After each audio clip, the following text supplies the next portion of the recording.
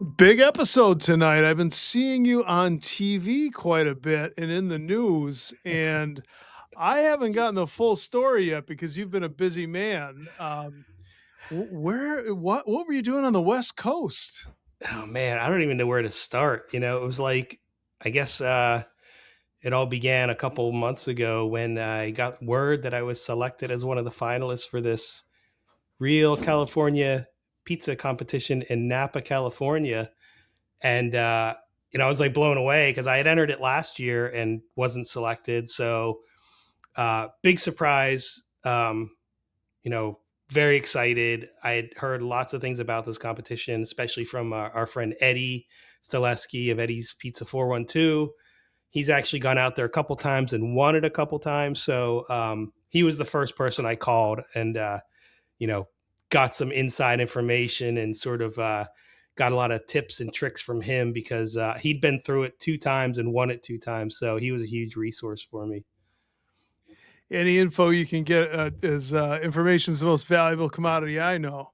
Um, Yep. so it's a pizza competition. You had to apply. It was a competitive process to get there.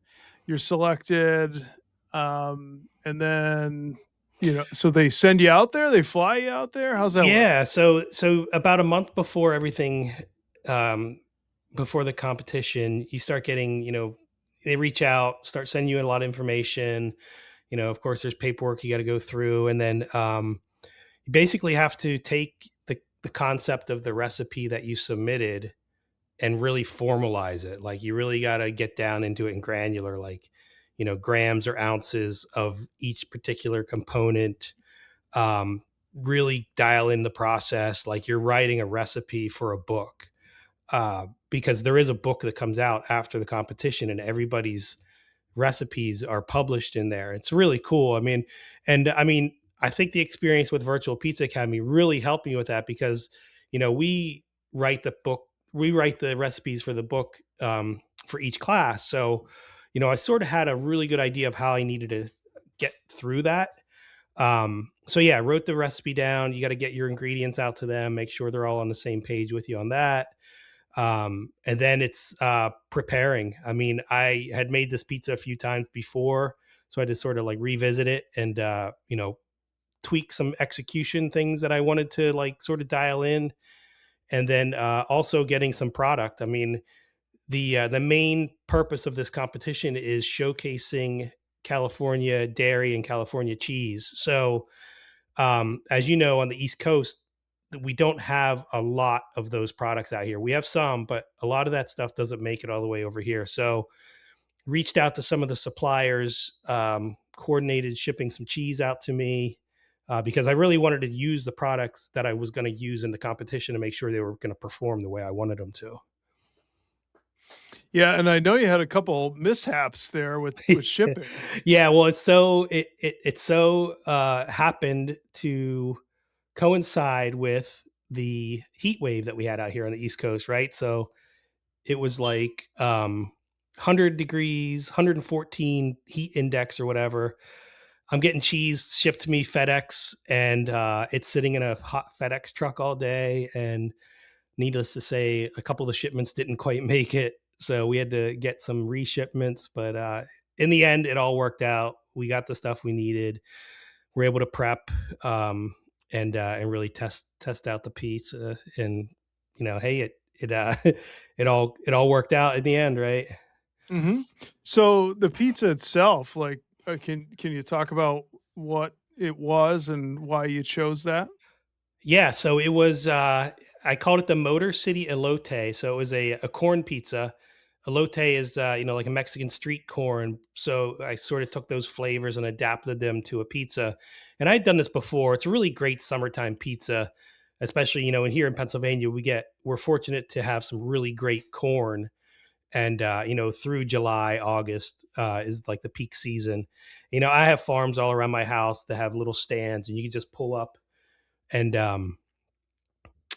grab some fresh corn. It was just picked that day, and it's awesome. So sort of started with that really fresh corn. Started playing with the flavors of the Mexican street corn, using those Mexican cheeses and the spices. And yeah, just made it for friends and family once, and everybody loved it.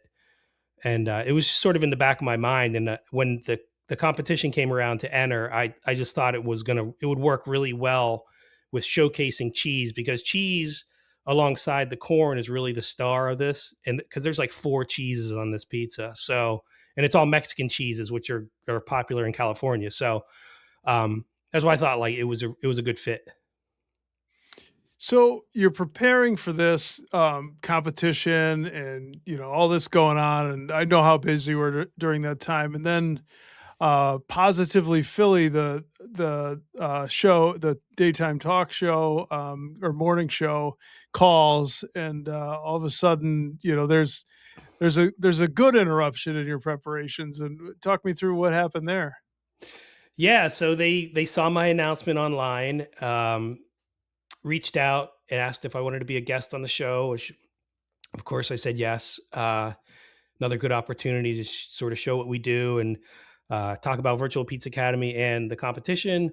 So yeah, I got up at 5 a.m., made like four pizzas, took them into the show, and we made some happy crew members that day, because we left all the pizzas for the crew, and I'm sure they had an awesome late breakfast, early lunch that day. So yeah, but that was a cool experience because I had never really done TV before, and it really gave me a good opportunity, sort of to uh, to be on stage and showcase what I do, and then also talk about my story, which um, was a component of the contest, which I sort of stuck in my back pocket for later, that I didn't really know about until I was out there. So That's awesome. So you also brought a guest with you on TV. What was that like? yeah, so my daughter was home from her summer camp that week. So what I did was, I was like, "Hey, since you're home, why don't you come with me?" She wasn't really a fan of getting up early that day, but because it's summertime, and the teenagers love to sleep in. But she got up. She was a huge help, because she helped me wheel everything in. I had my little wagon with all my props, my Stanislaus tomato cans, and my Cordo olive oil, and my Lloyd pans. I had everything lined up, and my pizza boxes in a thermal bag. And um, she was great, because she helped me stage the whole. If you saw the spot on TV, I had all the tomato cans and the pans and everything sort of out as a prop, and she took care of that as I got the pizzas ready and got everything out and sort of into the oven and warming, and huge help. I was really glad she came along and helped me out with that. What was that like for her personally, as being in a Oh, TV she loved studio? it. Yeah, she loves it. She's a theater kid. She loves, stage and performance and singing, and I think her seeing that behind the scenes look of like a real TV production was cool, because as we were getting ready, you could see like the weather girl was over there on the side doing the forecast, and then you'd go to the traffic woman and she was doing the traffic, and then they had the main anchors there, so they had each section of the stage where you could see them throw to those each one of those as they were live, and it was really cool to see that happen in real time. You really don't ever know how that works until you see it, up close and personal. So it was pretty cool.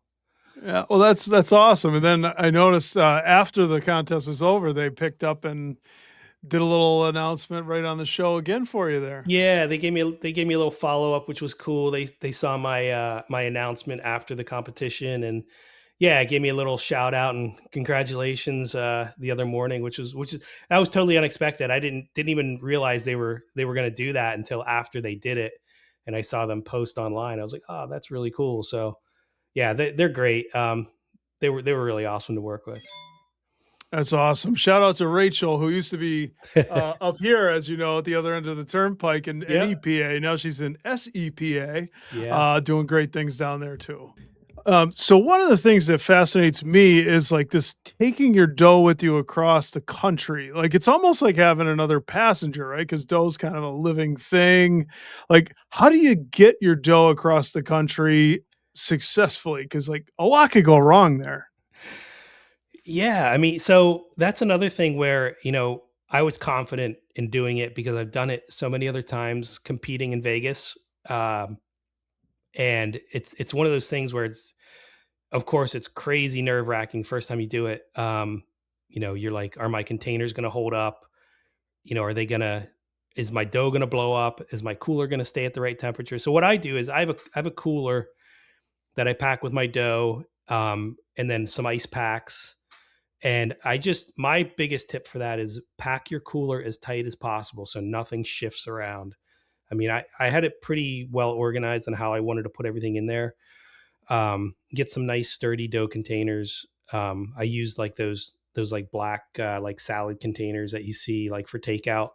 Um, and then yeah, just pack everything in there nice and tight, not too tight, but just enough so it doesn't shift around because the cooler's going to get beat up. Those luggage guys just throw bags and stuff around. Mhm. So, and I also, a couple other tips. I have an air tag in my cooler so I can track it, and then I also have a Bluetooth temperature sensor which connects to an app on my phone, and I can actually track the temperature of the dough. So even if it goes out of range, so like when you're on the plane, you obviously you don't have a connection, but as soon as you land, the data will sync, and you can see on a like a bar graph what happened with the temperature as throughout your flight. So it just kind of gives you another peace of mind. You can see if they had a spike in the temperature, how long that spike lasted, or if your temperature is just holding steady.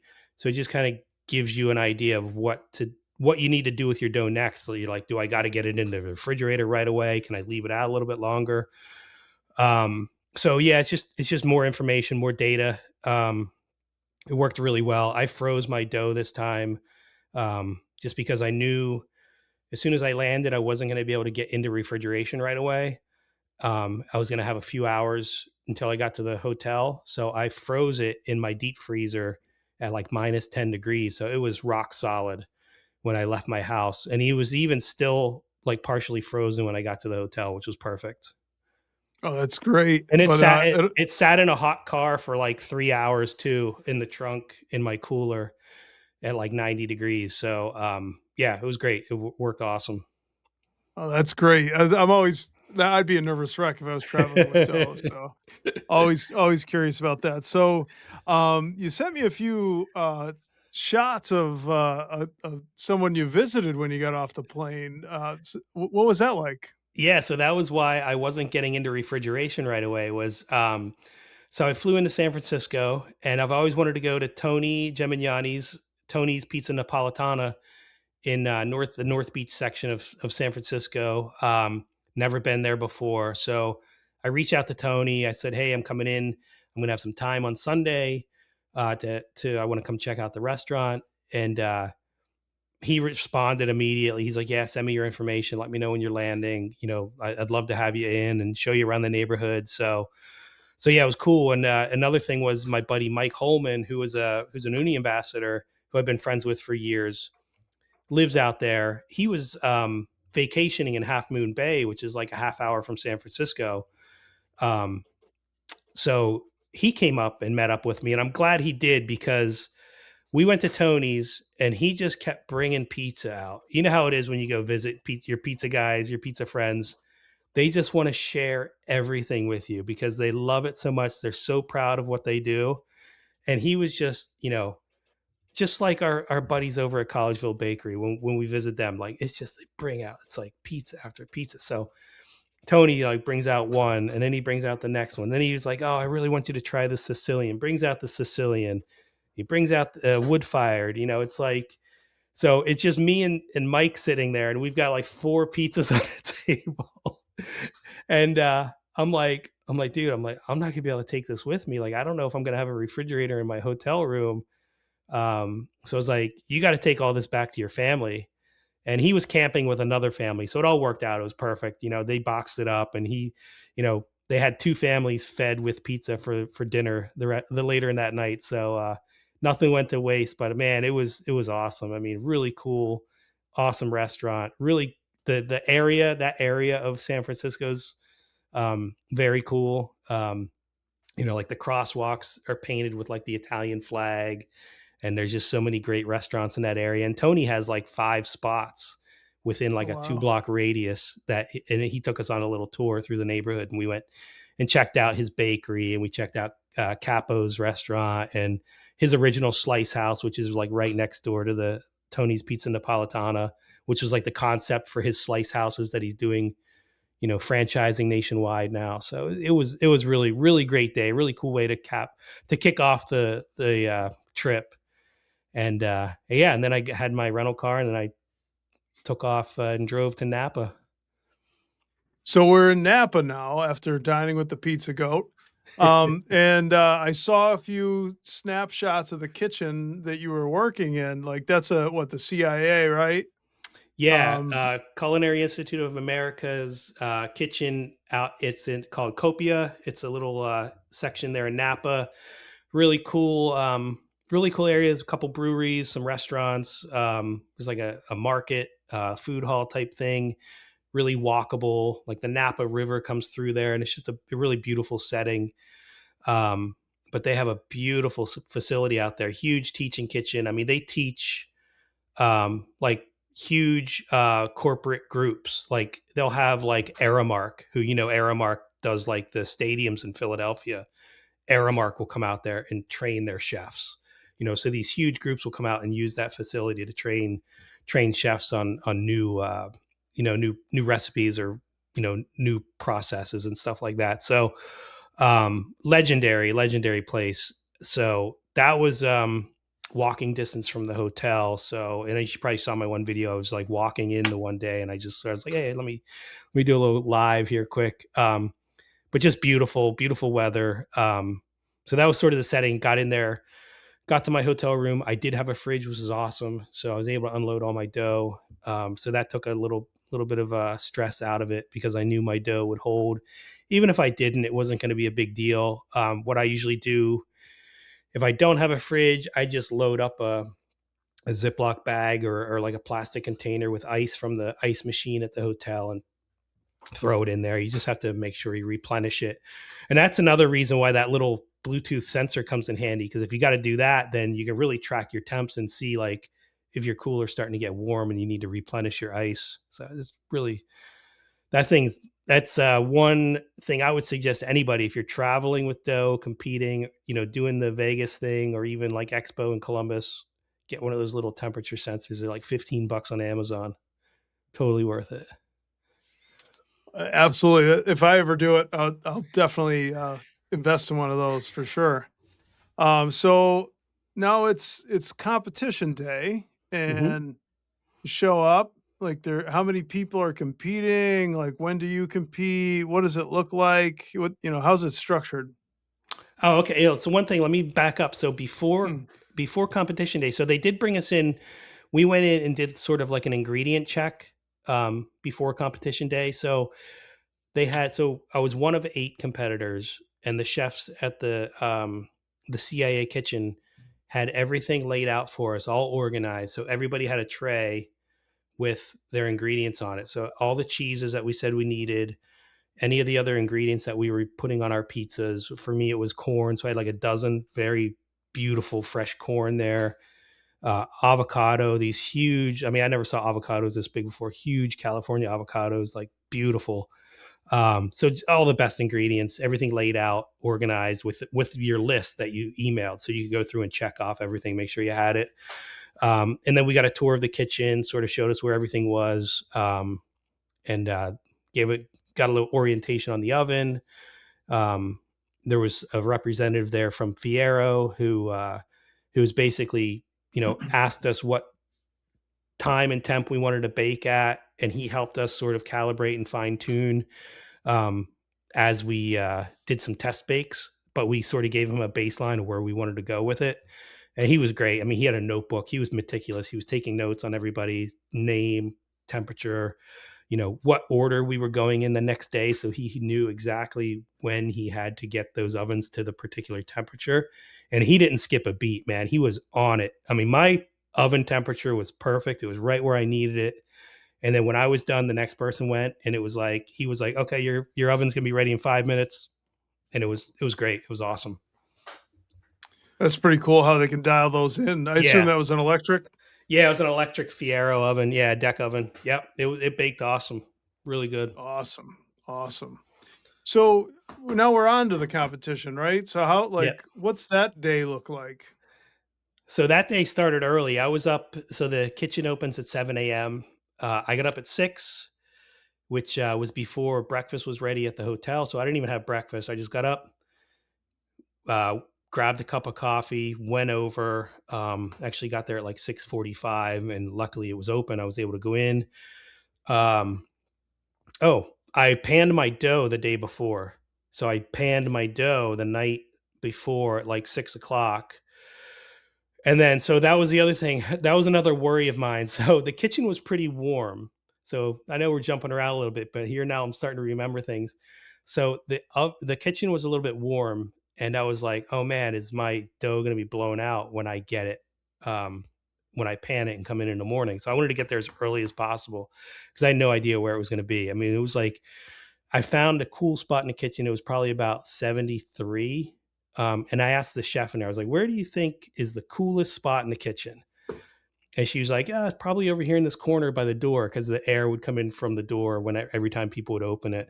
So I put my pans on a table right next to that door, and I just put a big piece of tape on it. I said, "Do not touch," like blah blah blah. And she was like, "Don't worry, I won't let anybody touch it." So came back in the morning, pulled the lid off my dough. It looked pretty good. I sent you a picture of it, nice and bubbly. So I was like, okay, I got to get this in and par baked right away. So the gentleman that was running the ovens, I asked him the night before. I said, "What time are you going to be there? When will the ovens be ready?" And he said, "I'm going to be there at 6 a.m. So the ovens will be ready at 7." So, and he was right. The ovens are ready at 7, which was phenomenal because I had to get my dough in right away. Did my par bakes, came out nice. And then yeah, it's like then you just did like a quick little orientation with the organizers and all the other competitors. Sort of went over the schedule. Everybody, sort of had, it was basically like 15 to 20 minutes between people. Um, it was just all luck of the draw. I ended up going last, which was great. I was like ecstatic about that because I had a lot of time to prep and I didn't really feel rushed at all. I did a little bit of light prep work the day before. When we got into the kitchen, I just prepped my sauces because I knew they were going to get better if they were in the fridge overnight. So I had 2 cream sauces. So I prepped both of those sauces, got them in the fridge. And then, so the only prep I had to do on competition day was my par bakes and my corn. I had to roast my corn, which I just did in the pizza oven. I just shucked it and threw it on a sheet pan and olive oil, salt and pepper, and that came out great. And that was it, man. Then it was just basically building the pizzas and baking them. And it's, it's just like any other competition, like in Vegas, maybe a little bit more laid back because I had so much time to work with. In Vegas, it's like they tell you it's time to go, you go, and you only have like 10 minutes or 15 minutes to make your pizza and you're done. Here, I was like really spread out. So I was able to like watch other competitors and kind of talk to people as they were working. And um, it was cool because like everybody kind of helps. It's not like a really crazy competition where everybody's sort of like sticking to their own and like, they're like, everyone fend for themselves. Like we're all helping each other. Like somebody was looking for a particular cheese and I was like, oh, I have some of that in my fridge here. So I went and grabbed it and gave it to them, stuff like that. The camaraderie between the pizza community is unlike any other. I mean, everybody helps everybody else. And it was really cool to see that live and in action in a competition because I mean, really everybody does pitch in and help everybody else, even in the heat of competition. That's great to see, and it's good to know that it's ingrained now, even in the heat of competition, which is awesome. Yeah. But at that point, everybody's done their preparation. They know what they're gonna do. It's just let it all hang out, right? Um, so was there anything? I mean, it sounds like the make and the bake went relatively smooth. Was there anything that went wrong or unexpected, or was everything kind of controlled? And No, man, it's like I sort of get in this autopilot mode when I start doing these things. I'm a planner. I'm like sort of meticulous about timing things out and planning things. Um, I literally had all my mise en place like ready. Like I had 4 different cheeses on this pizza, and each cheese went on a different time. Like it was layers. Like there was layers to my pizza. So I laid everything out like linearly on my bench, like on my stations. So had my, my Frico cheese, which was the first thing I put on my pizza. That was my left. And then the next one in from the left was my cheese that went in the middle. And then the next one in from the left was my corn.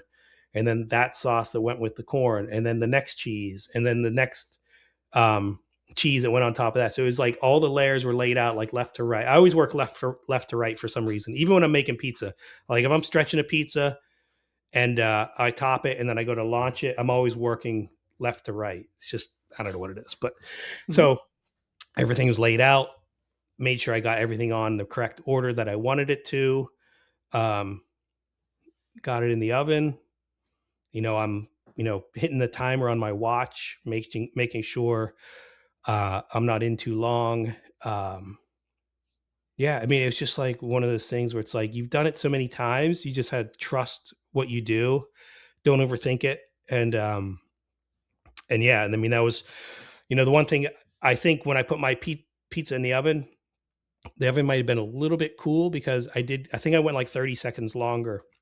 I pulled it out when my timer went off and I looked at it and I was like, I think I need a little bit more time, so I'm going to go another 30. So I put it in, went another 30 seconds, and I mean, I must have been a right decision because it was a great bake. I don't think I could have executed that bake any better than I did, to be honest. It looked great, looked great, and the Frico stood tall. It was all Yeah. everything looked good. So now it comes out of the oven, you have it cool, I'm sure you dress it up a little bit, plate it, so to speak. Um, it goes to the judges. Do you present to the judges? Or do they just receive it No. blindly like So this one's completely blind. So, you're dressing it up. I had a couple. So my sauces were all finishing sauces. So I, drizzled my sauces on. I did some garnish. I did like these little like lime flowers, which were kind of cool, um, on the side. And then I did like a fan of an avocado where I just sliced an avocado real thin and kind of fanned it out. And then yeah, it was ready to send back. Gave it to the person that was walking them back. They put it in front of the judges, and then that's it. You don't hear anything else. They take so actually you had to make two pizzas. I forgot to mention this. So um, most people were making their competition pizza and sending it back, and then when it was done, they were making their their photo pizza. So you had to make one for the photographer. Um, but a lot of other people were making round pizzas that were a shorter bake. But I thought, and since I was going last, it was another consideration. I made both of my pizzas at the same time, which my thinking was one, I didn't want to hold them up at the end and having to go through the whole process of like building everything and baking it because my bake is a little bit longer than a typical like round Neapolitan pizza. Had a lot of components to it. So I was like, you know what, I'll just make them both side by side, bake them both at the same time. That way, I pull them out. I can pick the better one of the two to send it back to the judges, right? So I that's exactly what I did. They both looked great. I mean, they were super consistent. I mean, it was like picking your favorite child. It was like both of those pizzas were amazing. So I was just like, it was like a coin flip, basically. I was like, okay, maybe the Frico's a little bit more defined on this one. I'll send this one back. Um, and then so as they're judging that one, I'm sort of, you know, finishing up the photo pizza and dressing it up and then handing that off to the photographers. That's another crazy thing about this competition is it's like you're on a cooking show where you have a photographer and a videographer following you the entire time. So you not only have the pressure of like performing and making your pizza the best you can, you have these guys that are like, lenses in your, not really in your face, but they're there. So it's like that takes a little getting used to. You're just kind of thinking of it in the back of your head. You're just like, you just got to kind of block it out and be like, whatever. It's not, you're just making pizza and they're just there to watch. So little different dynamic. That's very cool. But yeah, again, back to the virtual Pizza Academy, going live. You have cameras, so yeah, experience matters. yeah. I tell you what, I mean, that experience honestly was huge. I think that was, I think has made an incredible improvement of how I present things. Oh, and going back, so before we made our pizzas, I forgot to touch on this. Before we made our pizzas, they told us in the morning when we were doing our orientation and going over schedule that you were going to have to go um, tell your pizza story. So you had to give like about a 5-minute speech to the judges and the other people in the room, which there were some like family members and people from the milk advisory board, and the event coordinators. So there's probably about 40 people in the room. Um, so you had to like go on stage and tell your story, um, which they did mention it in the stuff leading up, which I was like thinking, get up for a couple minutes and whatever. And then as the more I started thinking about it, I was like, man, I was like, I really do have a lot to say. Like the story has evolved so much over time from like the beginning of like COVID when I started making pizza. And that's just where I started. It was like started with bread, turned into making pizza, got the bug on Detroit style. Like I started seeing Detroit style all over the place and I really like was intrigued by it and had to go out and get the pizza Bible and start learning other styles and it's the whole 9 yards and then how everything evolved into virtual Pizza Academy and I think my speech ended up going like 12 or 13 minutes. So um and I've never been a fan of public speaking, never. I mean, I that was one thing I hated in high school and college was doing those speeches. But really, it's like when you're talking about something you're passionate about, it comes easy. And I think the experience of Virtual Pizza Academy and doing the stuff like the TV thing just a week ago really kind of helped me out because I just told the story on TV, a more condensed version of it, but I just did it a week before, so I really, wasn't too worried about it. But again, you're up there and you're in front of Tony Gemignani and Laura Meyer and Glenn Sabolsky, who's an amazing chef, um, and all these other people. And it's just like, it was one of those things where I was like, am I gonna freeze? Am I gonna get up there and be like, oh my God, like what am I doing? But it went great. I was got a lot of great feedback from people and said it was awesome. And that does count toward your final score. They do take that component of it, and I think it's like 10% or something or whatever, and it's part of your final scoring. So I don't know if it put me over the top or not, but I think that was a relief because you go from that and then you're right back in the kitchen. You got to do your pizza, so it's just like Oh, this wow. this roller coaster ups and downs. They're like, okay, you got to go tell your story, and I'm like, oh shit, like so you got to go from getting ready to make your pizza and then you're on stage and then you're back in the kitchen, back to work. So Very cool format for sure. So yeah. now, so I'm going chronologically, so fill in wherever so your pizza's in, Yep. the judges have it, Hmm. you say it's blind, Yep. meaning nobody knows it's you. Yeah. They Um, don't even know the name of the pizzas. They get them as they get them. That's like the first time the judges are seeing the name or the pizza itself. Because everybody has to give their pizza, like name their pizza, right? This Motor mhm, City Elote was just the name I picked for this one. catchy. So now, like, what's the environment like while you're waiting for the yours is the last to get scored, obviously. So, like, is there like a green room where you're waiting and No, everybody's like, so we were in the kitchen the whole time. I mean, we were basically, I was finishing up my photo pizza. They're still doing photos of everybody else's pizzas.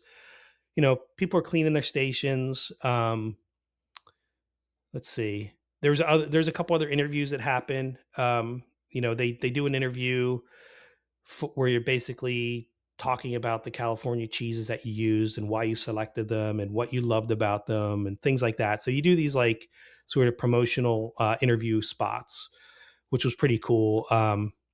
So those were probably like 5 or 10 minutes long. Then you do photos with your pizza, so you're like holding it, you're posing with it, and whatever. So it's like a whole production, man. It's you did group photos. It was just photo shoots and video all day. Um, yeah, then it was like we broke for lunch. You were able to try the other pizzas. They would put them at, so there was other stuff there for lunch, but then they would also bring out the pizzas after the judges were done with it and had their pieces whatever was left, they put it out, and you could try the other people's pizzas, which was really cool. And they had a little sign there so you knew which one it was, and so the other competitors could try your pizza. And then you could all talk about it and stuff, which was cool. That was pretty awesome. And then yeah, so then it's just like you're waiting, cleaning, eating lunch, getting something to drink, and then they're like, okay, we're gonna pull you back in. We're gonna do the announcements.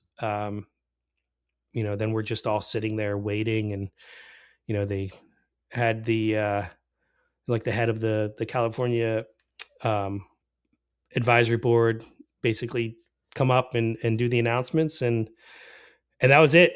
So they they pull us up all up on stage, and they did it, and we got our, I actually have my, grab it here.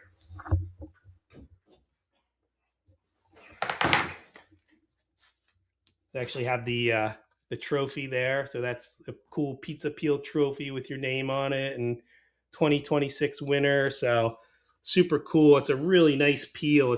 You can see it's kind of got like a sheen to it, like it's like not your average pizza peel. So um and then I got my sign there that was next to my pizza for the photo shoot. You get to keep that. So yeah, they do the announcement, and then but that's not it. There's another competition. So we did this. It was just a 3-cheese pizza. That's the only thing you could put on your pizza. It had to be 3 California cheeses, one of which had to be mozzarella. So what they did was we did random teams of 2, and they lined us up, and we all basically picked a number, and then the people that had matching numbers got paired up. So I was actually got paired up with the other winner, Zach from Nevada. So it was funny because everybody was like, "Who'd you guys pay off to get paired up?" But so the 2 winners got paired up to do the cheese competition, and unfortunately, we didn't end up winning that one. But so we threw together a cheese pizza, and the only thing you were really allowed to do was some finishing. You could add like basil, or you could do other like herbs for finishers or oils. And you could add stuff to your ricotta. So we did a ricotta. We infused it with a Calabrian chili oil, um, which was actually really good. It like melted. It was like it's pretty good on the pizza. So I thought we had a pretty good cheese pizza, but didn't work out. We didn't quite take home that one, but um, it was cool because that was almost like a Food Network competition where it was like you had to go to the pantry and you had to pick out the cheeses because they had a table just with all these cheeses spread out that we had to choose from. And we sampled cheeses the night before at like the welcome reception. They had a whole spread of all these different cheeses. So we were able to sort of remember which ones we liked from that and which ones we thought we could put together in this competition. So you had to work with another chef and put it together and come up with an idea. So that was a lot of fun. It was a cool aspect of it. Very cool. So bringing home the hardware. Congratulations again, obviously. So what would you say was the one biggest thing you learned from this trip, whether it's competition or otherwise? Oh man, I think it's just I think trusting your gut and be confident in what you're doing. Um, I don't think I ever second guessed my pizza or my ingredients.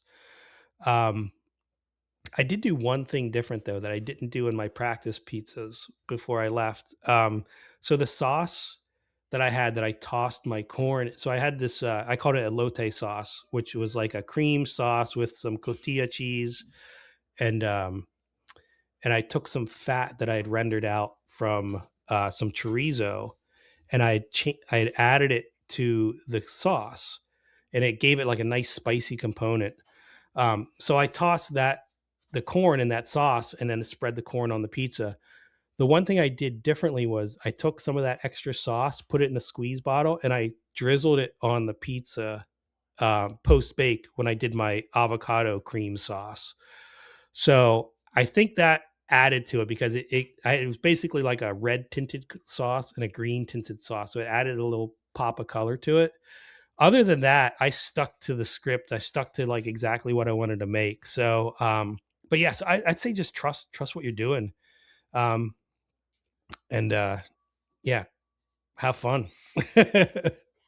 Is there anything, obviously it ended with a victory, but is there anything you would consider changing, or if you had a do-over on the whole thing, what would you do differently? Man, I don't think I would do anything differently. It was like everything went off pretty much the way I wanted it to. The bake was good, the temperatures were good. Um, I was glad I was able to prep things earlier than I expected. Like I wasn't expecting to have a little bit of prep time the day before, which I think that helped free me up the morning of to do other things and not really be as stressed. So, yeah, I think that'd be another thing I'd say would be a learning experience is if you have time to prep something early, take the time and do it. Like take advantage of it. You're better to have stuff ready to go, and I always feel like I'd rather have stuff ready and not be rushed than like be rushed at the end trying to like complete things because that's when you forget things. I feel like you're talking directly to me and maybe not the viewers on that. Yeah, right. So, before we wrap this up, we obviously know about California tomatoes, California olives. I've obviously heard of California milk and California cheese, but like I'd be honest, I don't know all that much. What can you share with us about California cheese that I would not have known, or that our viewers may not have known? So I would say the one thing I that kind of surprised me was California is the largest cheese producer in the United States, which I always sort of thought that was Wisconsin, right? You always hear about Wisconsin cheese, like that's like the cheese capital of the United States, but it's actually California. And I mean, their dairy programs unreal. I mean, we went and visited a dairy farm the last day of the trip and did a tour and got to go through and see the cows and the whole process, and it was cool. It was a very small organic dairy farm in Northern California, a couple miles from the coast. Beautiful land, awesome weather. um, Got to meet the family. They took us around. uh, I would say just seeing that firsthand and knowing that these families really, it's their livelihood, and they're putting their heart and soul into it, and it really comes through in the product. It's the freshness. They're the cheese. Like some of those cheeses, are just unbelievable, man. Like blue cheeses, bries. The soft cheeses, the hard cheeses.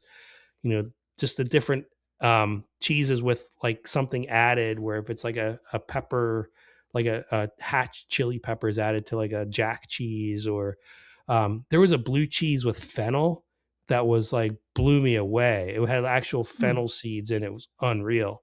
Um, so they're really doing some cool, innovative stuff out there with some of these creameries are getting really innovative and pushing, kind of really pushing the limits. I think on what cheese is and what it can be.